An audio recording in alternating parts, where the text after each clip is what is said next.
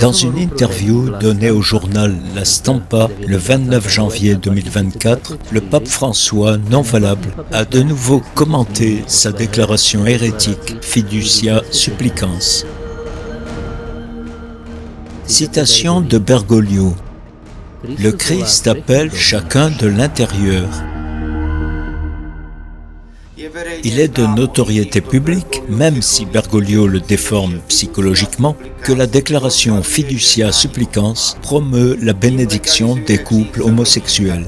Ce faisant, elle légalise le péché de sodomie, pour lequel Dieu menace du feu temporel et éternel. De plus, c'est un blasphème et une rébellion contre Dieu le Créateur. Le Christ appelle chacun de l'intérieur, mais la condition est la repentance, c'est-à-dire appeler le péché un péché. À moins que vous ne vous repentiez, vous périrez tous.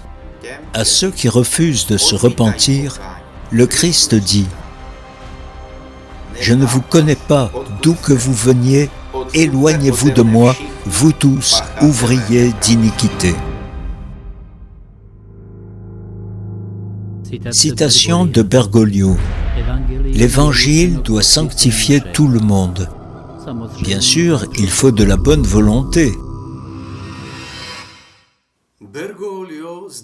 Ici, Bergoglio manipule les gens comme si les impénitents étaient sanctifiés et comme s'ils n'avaient pas du tout besoin de reconnaître leurs péchés.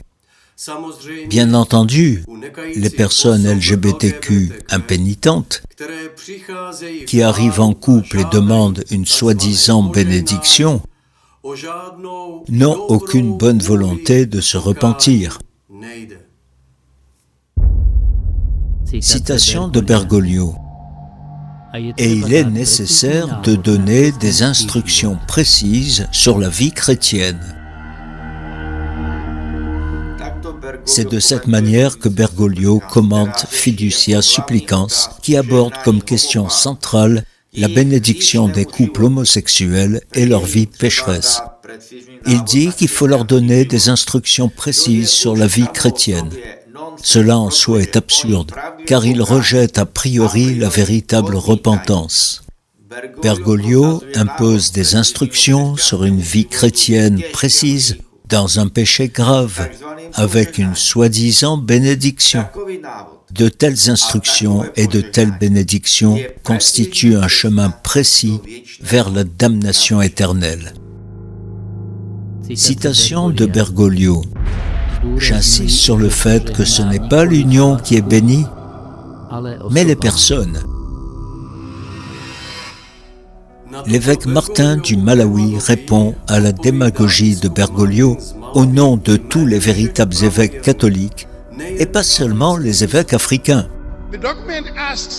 Le document nous demande de bénir deux personnes du même sexe en tant qu'individus, mais pas en tant que couple. Ainsi, ces deux personnes du même sexe,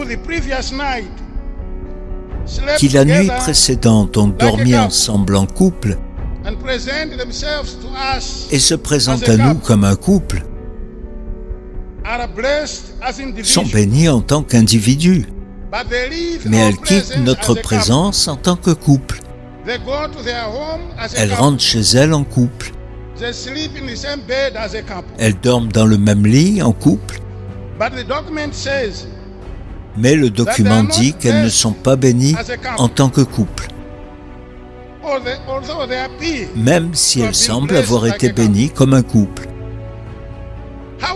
Comment cela pourrait-il ne pas changer l'enseignement authentique de l'Église? Cela annule par le fait même le décalogue et le credo et introduit un anti-décalogue.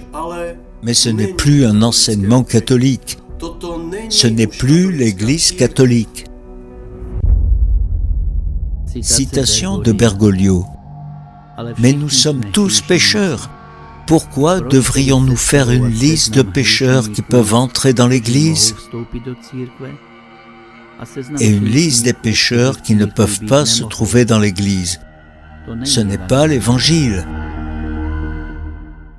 C'est le comble de la démagogie et de la manipulation de Bergoglio.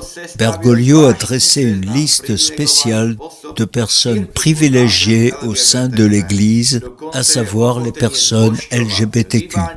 Il est même prêt à les adorer en leur baisant les pieds, au lieu de les appeler à se repentir et à sauver leur âme. Tous les hommes sont des pécheurs pour lesquels Jésus est venu et est mort sur la croix.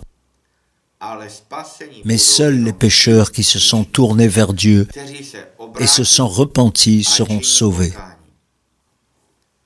Bergoglio, cependant, les en empêche en donnant sa pseudo-bénédiction à leur vie pécheresse. Citation de Bergoglio. Ceux qui protestent avec véhémence appartiennent à de petits groupes idéologiques. Chaque évêque, chaque prêtre et chaque croyant doit protester avec véhémence et rejeter la déclaration fiducia supplicans de Bergoglio. Si quiconque accepte cette déclaration sous une fausse obéissance, il désobéit à Dieu et s'exclut de l'Église. S'ils ne se repentent pas, ils seront éternellement condamnés. C'est l'enseignement de l'Évangile, c'est l'enseignement catholique. Si aujourd'hui Bergoglio veut s'exprimer librement et sans résistance dans une rébellion ouverte contre Dieu et affirmer que ceux qui protestent ne sont que de petits groupes idéologiques, c'est le signe d'un profond déclin post-conciliaire. Cela devrait inciter chaque chrétien catholique à prier et à se repentir véritablement. Bergoglio a décrit les Africains comme étant un cas spécial. Citation. Pour eux, l'homosexualité est quelque chose de laid d'un point de vue culturel. Ils ne la tolèrent pas. Oui, les catholiques africains ne tolèrent pas le péché de sodomie. Mais il ne s'agit pas simplement d'un point de vue culturel, comme Bergoglio le dit encore une fois de façon manipulatrice. Les évêques du Cameroun ont clairement défini l'enseignement biblique, c'est-à-dire catholique, en plusieurs points. De cette continuité des enseignements de l'Écriture et de la tradition, il ressort clairement que la sodomie est un péché scandaleux. C'est de la folie, de la provocation et de la rébellion contre Dieu que de bénir la vie pécheresse des sodomites. Citation de Bergoglio. J'espère que, progressivement, tout le monde sera rassuré sur l'esprit de cette déclaration. En quoi Bergoglio fait-il réellement confiance? La déclaration fiducia supplicans a déjà transformé l'Église catholique en une anti-Église New Age. Bergoglio travaille désormais à la prochaine étape, à savoir que progressivement, tout le monde soit rassuré sur l'esprit de cette déclaration. L'expression « être progressivement rassuré quant à l'esprit » signifie embrasser un esprit impur et un esprit de rébellion contre Dieu et ses commandements et former une union avec lui. Bergoglio répète constamment le mot « tout le monde ». Son objectif consiste à établir le règne totalitaire mondial de l'Antéchrist dans l'âme de chacun. Dans cette situation extraordinaire, il est donc du devoir de chaque évêque, prêtre et croyant de se séparer de la secte de Bergoglio. Celui qui reste sous la fausse juridiction du pape non valable sera progressivement contraint de se rassurer concernant l'esprit de rébellion contre Dieu. Citation de Bergoglio. La déclaration vise à inclure et non à diviser. Elle nous invite à accueillir. Si nous précisons ces propos, Bergoglio dit en réalité, la déclaration vise à inclure les personnes LGBTQ impénitentes au sein de l'Église et ainsi à priver l'Église de sa mission salvifique liée aux paroles du Christ.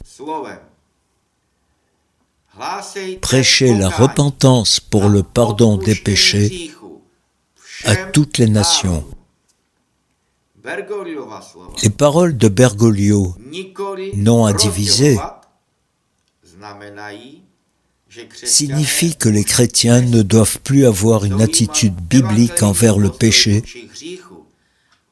ni suivre le chemin du salut, sinon ils provoqueraient de soi-disant divisions. Avec les mots « La déclaration nous invite à accueillir », Bergoglio réitère son exigence incessante selon laquelle, à moins qu'un évêque ne devienne accueillant des personnes LGBTQ impénitentes au sein de l'Église et disposé à bénir leur union, il ne pourra plus être évêque. Citation de Bergoglio. La déclaration nous invite à confier les gens à Dieu. Il s'agit d'une autre manipulation de Bergoglio. En fait, le terme « gens » fait référence aux personnes LGBTQ impénitentes qui refusent radicalement de se repentir. Le cardinal Müller a déclaré ouvertement que c'est l'esprit de l'Antéchrist qui se cache derrière l'agenda LGBTQ. Et quant à les confier à Dieu, Bergoglio les confie au Dieu auquel il s'est fait consacrer par un sorcier au Canada.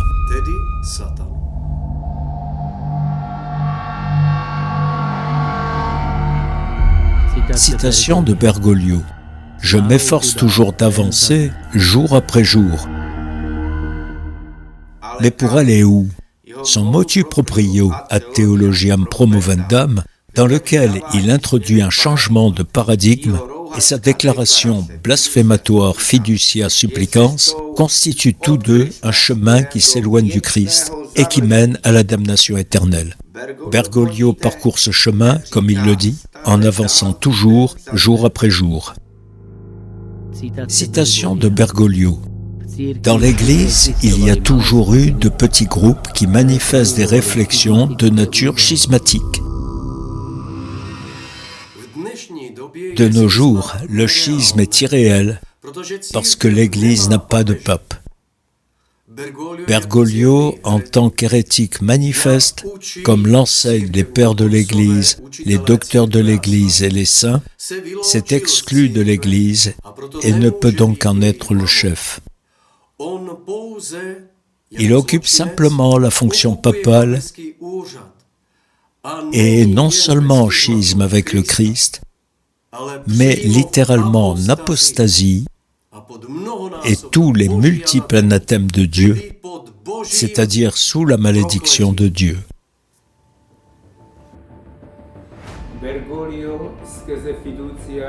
Grâce à la déclaration fiducia supplicans, Bergoglio a transformé l'Église catholique en une anti-Église New Age. Ce faisant, il a détruit par le fait même les fondements de l'Église, à savoir le credo, le décalogue et les commandements du Christ.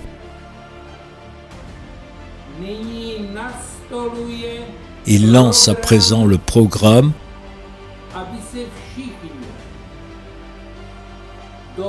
pour que chacun, jusqu'au dernier croyant, soit progressivement rassuré sur l'esprit de la déclaration Fiducia Supplicans,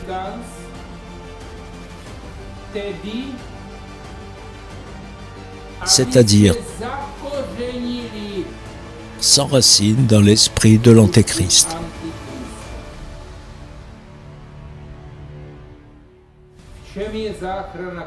Comment l'Église catholique sera-t-elle sauvée?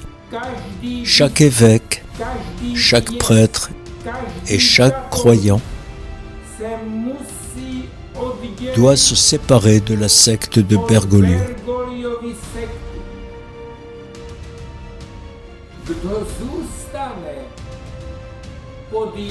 Celui qui reste sous sa juridiction doit obéir à Bergoglio même au prix de trahir le Christ.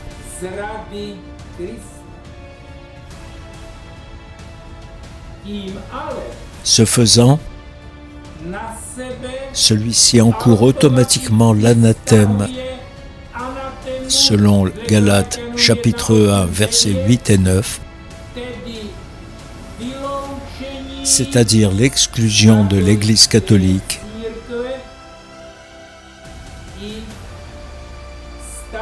et du corps mystique du Christ.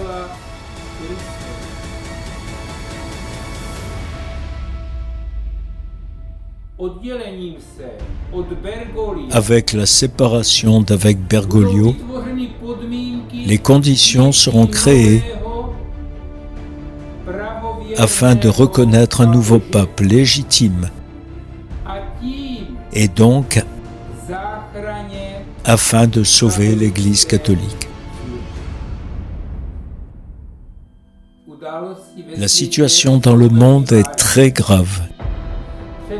Il y a eu l'expérience Covid effectuée sur l'humanité. C'était un prélude. À présent, c'est le feu de la guerre et même les prévisions pour l'avenir ne sont pas optimistes. Est-ce que ce sera une pandémie ou un autre moyen de réduire l'humanité? Ou la grâce de Dieu aura-t-elle une chance?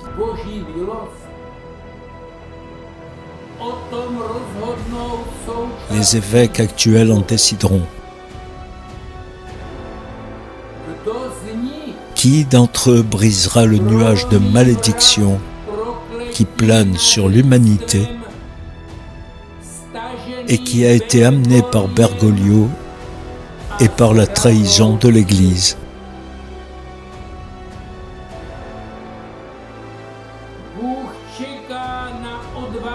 Dieu attend des évêques courageux qui se sépareront de la malédiction avec leur diocèse et permettront ainsi à l'Esprit de Dieu de raviver l'Église et de sauver les nations. C'est pourquoi, chers prêtres et croyants, unissez-vous dans la prière quotidiennement, de 20h à 21h, et priez spécialement pour vos évêques. En même temps, encouragez-les par des lettres, des emails ou d'autres moyens à franchir une étape salvatrice pour eux et pour vous. Ils ont besoin de cette grâce que vous pouvez leur obtenir par la prière et le sacrifice.